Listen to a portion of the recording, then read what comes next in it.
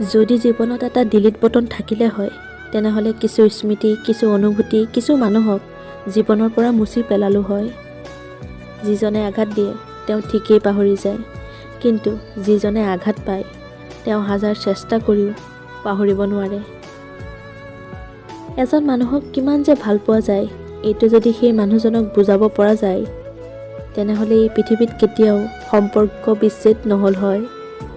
আমি এনেকুৱা এটা জেনেৰেশ্যনত আছোঁ য'ত সম্পৰ্কৰ কোনো মূল্য নাই, আৱেগ অনুভূতিৰ কোনো দাম নাই, বিশ্বাসৰ কোনো মৰ্যাদা নাই, কথা দি কথা ৰখাৰ কোনো প্ৰচেষ্টা নাই, সকলোখিনি মিছা। য'ত তৰ্ক কৰা অৰ্থহীন তাত বিতৰ্ক বঢ়াই লাভ নাই। মনে মনে আঁতৰি আহা, তোমাৰ নীৰৱতাই উপযুক্ত উত্তৰ।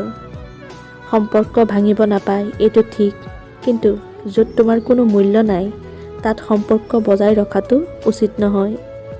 সঁচাকৈ ভাগ্যখন অদ্ভুত, যাক পোৱাৰ কোনো সম্ভাৱনা নাই তেওঁক সকলোতকৈ বেছি ভাল পাবলৈ মন যায়।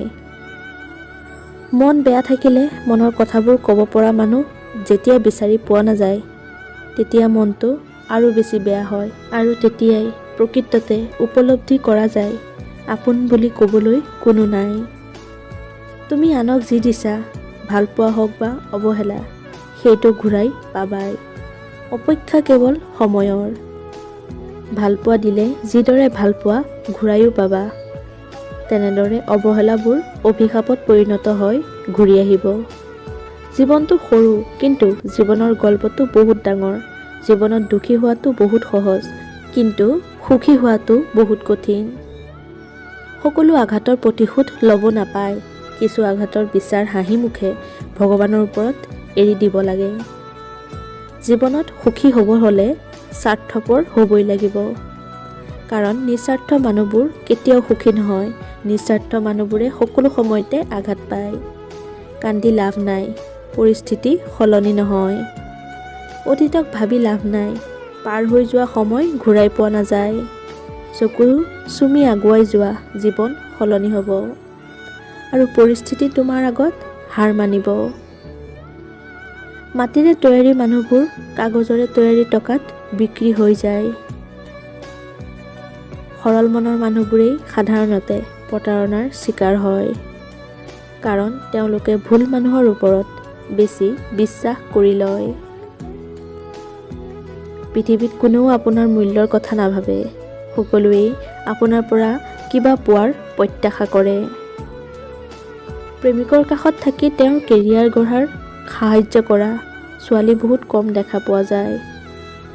আঙুলিত গণিব পৰা যায় বহুত কম ছোৱালীয়ে শেষ পৰ্যন্ত প্ৰিয়জনৰ বাবে যুদ্ধ কৰি যায়।